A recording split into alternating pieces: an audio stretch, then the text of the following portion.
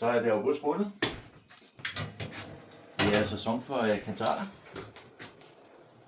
Og kantarellerne skal have godt i smør. Så de skal have lov til at bade lidt. Jamen ja, der er kantarellerne på panden.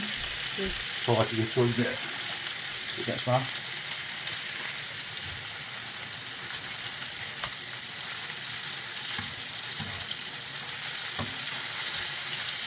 Jeg kan godt lide, når kantarellerne får noget løg, så giver altså en god smag. Det er sådan noget champignon eller creme. Bare bedre.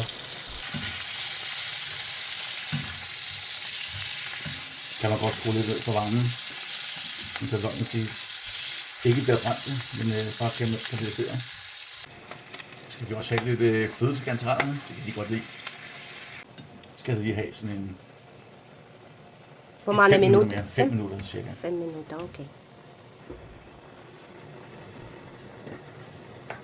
For at jævne den, så den bliver lidt tykkere, og ikke det bare er noget tyndt noget.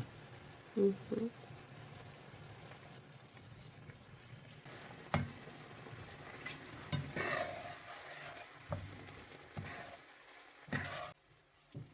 Og så skal det lidt salt.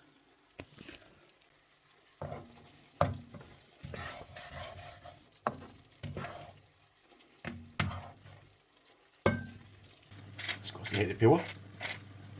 Mm-hmm. Og så skal der også lidt pecorino på. Det smager altså bare rigtig godt. Og lidt peber.